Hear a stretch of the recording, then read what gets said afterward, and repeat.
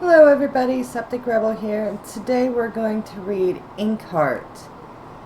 Now I know this is not something I normally put on my channel, but it's always been a favorite book of mine, and unfortunately I cannot find any good audio recordings for the book, so hopefully mine will be good. Anyways, on with the story.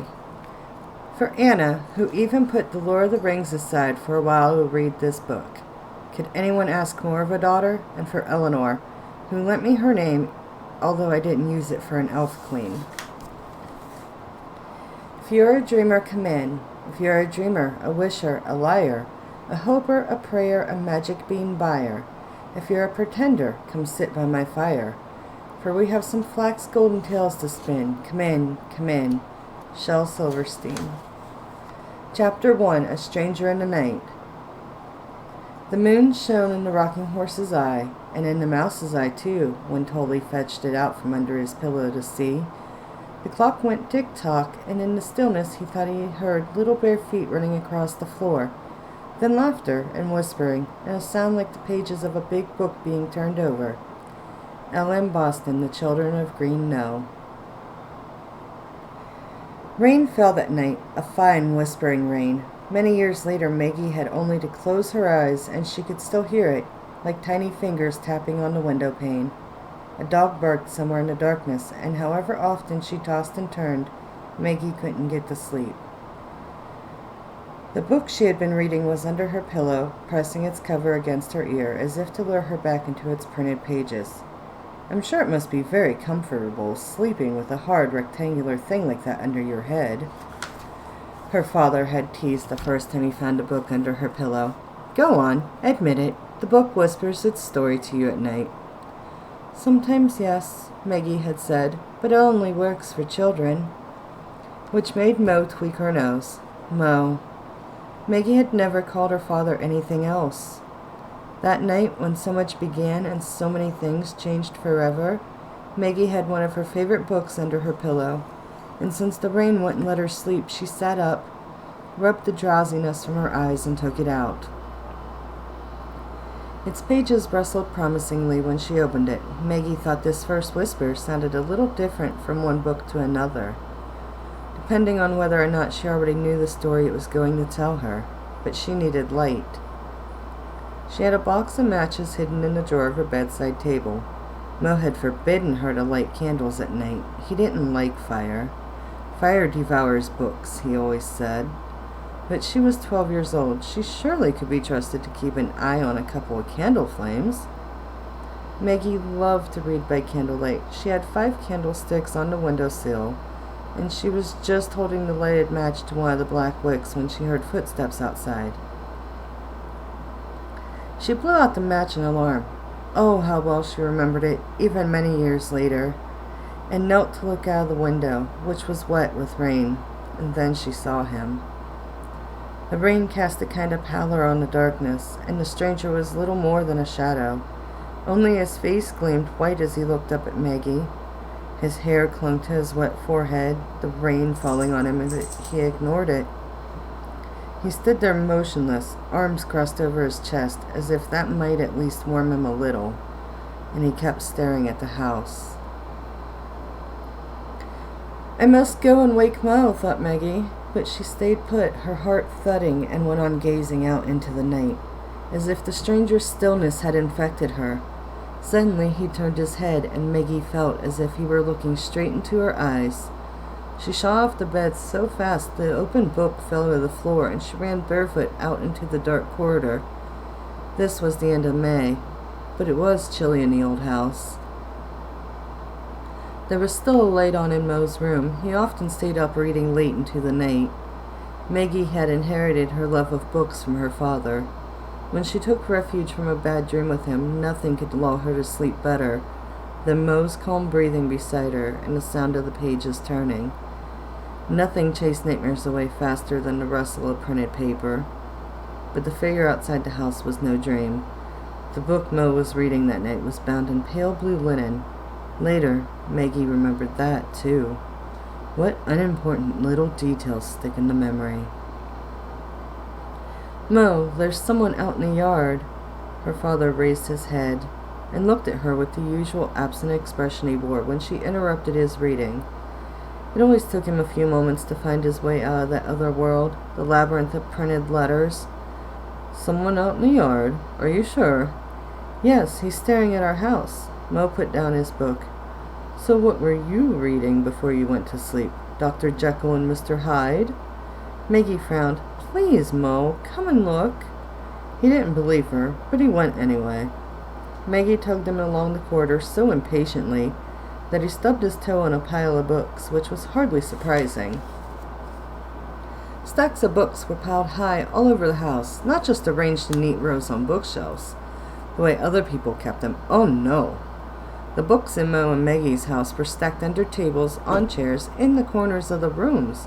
There were books in the kitchen and books in the lavatory, books on the TV set and in the closet, small piles of books, tall piles of books, books thick and thin, books old and new. They welcomed Maggie down to breakfast with invitingly open pages. They kept boredom at bay when the weather was bad, and sometimes you fell over them. He's just standing there, whispered Maggie, leading Mo into her room. Has he got a hairy face? If so, he could be a werewolf. Oh, stop it! Maggie looked at him sternly, although his jokes made her feel less scared. Already she hardly believed anymore in the figure standing in the rain, until she knelt down again at the window. There! Do you see him? She whispered. Mo looked out through the raindrops running down the pane and said nothing. Didn't you promise burglars would never break into our house because there's nothing here to steal? Whispered Maggie. He's not a burglar, replied Mo. But as he stepped back from the window, his face was so grave that Maggie's heart thudded faster than ever. Go back to bed, Maggie, he said. This visitor has come to see me. He left the room before Maggie could ask what kind of visitor, for goodness sake, turned up in the middle of the night. She followed him anxiously as she crept down the corridor. She heard her father taking the chain off the front door, and when she reached the hall, she saw him standing in the open doorway. The night came in dark and damp, and the rushing of the rain sounded loud and threatening. Dustfinger! Called Mo into the darkness. Is that you? Dustfinger? What kind of a name was that? Maggie couldn't remember ever hearing it before, yet it sounded familiar, like a distant memory that wouldn't take shape properly. At first, all seemed still outside except for the rain falling, murmuring as if the night had found its voice. But then footsteps approached the house, and the man emerged from the darkness of the yard, his long coat so wet with rain that it clung to his legs. For a split second, as the stranger stepped into the light spilling out of the house, Maggie thought she saw a small, furry head over his shoulder, snuffling as it looked out of his backpack, and then quickly disappearing back into it. Dustfinger wiped his wet face with his sleeve and offered Mo his hand. How are you, Silvertongue? He asked. It's been a long time. Hesitantly, Mo took the outstretched hand. A very long time, he said, looking past his visitor as if he expected to see another figure emerge from the night. Come in, you'll catch your death. Maggie says you've been standing out there for some time. Maggie? Ah, yes, of course.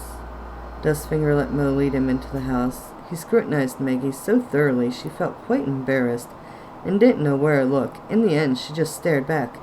She's grown. You remember her? Of course. Maggie noticed that Mo double-locked the door. How old is she now? Dustfinger smiled at her. It was a strange smile. Maggie couldn't decide whether it was mocking, supercilious, or just awkward. She didn't smile back. 12, said Mo. 12? My word. Dustfinger pushed his dripping hair back from his forehead. It reached almost to his shoulders. Maggie wondered what color it was when it was dry. The stubble around his narrow-lipped mouth was gingery, like the fur of the stray cat Maggie sometimes fed with a saucer of milk outside the door. Ginger hair sprouted on his cheeks, too. Sparse as a boy's first beard, but not long enough to hide 3 long, pale scars. They made Dustfinger's face look as if it had been smashed and stuck back together again. 12, he repeated. A curse. She was, let's see, she was 3 then, wasn't she? Mo nodded. Come on, I'll find you some dry clothes. Impatiently, as if he were suddenly in a hurry to hide the man from Maggie, he led his visitor across the hall. And Maggie, he said over his shoulder, you go back to sleep. Then without another word, he closed his workshop door. Maggie stood there rubbing her cold feet together. Go back to sleep? Sometimes, when they'd stayed up late yet again, Mo would toss her down on her bed like a bag of walnuts. Sometimes he chased her around the house after supper until she escaped into her room, breathless with laughter. And sometimes he was so tired he lay down on a sofa and she made him a cup of coffee before she went to bed. But he had never, ever sent her off to her room so brusquely. A foreboding, clammy and fearful, came into her heart as if, along with the visitor whose name was so strange yet somehow familiar, some menace had slipped into her life, and she wished, so hard it frightened her, that she had never gone to get Mo and Dustfinger had stayed outside until the rain washed him away. When the door of the workshop opened again, she jumped. Still there, I see, said Mo. Go back to bed, Maggie, please. He had that little frown over his nose that appeared only when something was really worrying him, and he seemed to look straight through her as if his thoughts were somewhere else entirely. The foreboding in Maggie's heart grew, spreading like black wings. Send him away, Mo, she said as he gently propelled her toward her room. Please, send him away. I don't like him. Mo leaned in her open doorway. He'll be gone when you get up in the morning. Word of honor. Word of honor? No crossed fingers? Maggie looked him straight in the eye. She could always tell when Mo was lying, however hard he tried to hide it from her. No crossed fingers, he said, holding both hands out to show her. Then he closed her door, even though he knew she didn't like that. Maggie put her ear to it, listening. She could hear the clink of china. So the man with the sandy beard was getting a nice cup of tea to warm him up. I hope he catches pneumonia, thought Maggie, though he needn't necessarily die of it. Maggie heard the kettle whistling in the kitchen and Mo carrying a tray of clattering crockery back to the workshop. When that door closed, she forced herself to wait a few more seconds, just to be on the safe side. Then she crept back out into the hallway. There was a sign hanging on the door of Mo's workshop. A small metal plaque. Maggie knew the words of it by heart. When she was 5, she had often practiced reading the old-fashioned spindly lettering. Some books should be tasted, some devoured, but only a few should be chewed and digested thoroughly. Back then, when she was still had to climb on a box to read the plaque, she had thought the chewing and digesting were meant literally and wondered, horrified, why Mo had hung on his workshop door the words of someone who vandalized books. Now she knew what the plaque really meant, but tonight she wasn't interested in written words. Spoken words were what she wanted to hear, the words being exchanged in soft, almost inaudible whispers by the 2 men on the other side of the door. Don't underestimate him, she heard Dustfinger say. His voice was so different from Mo's. No one else in the world had a voice like her father's. Mo could paint pictures in the empty air with his voice alone. He'd do anything to get a hold of it. That was Dustfinger again. And when I say anything, I can assure you I mean anything. I'll never let him have it. That was Mo. He'll still get his hands on it, one way or another, I tell you. They're on your trail. It wouldn't be the first time. I've always managed to shake them off before. Oh, yes? And for how much longer, do you think? What about your daughter? Are you telling me she actually likes moving around the whole time? Believe me, I know what I'm talking about. It was so quiet behind the door that Maggie scarcely dared breathe in case the 2 men heard her. Finally, her father spoke again, hesitantly, as if his tongue found it difficult to form the words. Then what do you think I ought to do? Come with me. I'll take you to them. A cup clinked, the sound of a spoon against china. How loud small sounds sound in a silence. You know how much Capricorn thinks of your talents. He'd be glad if you took it to him of your own free will. I'm sure he would. The man he found to replace you is useless. Capricorn? Another peculiar name. Dustfinger had uttered it as if the mere sound might scorch his tongue. Maggie wriggled her chilly toes and wrinkled her cold nose.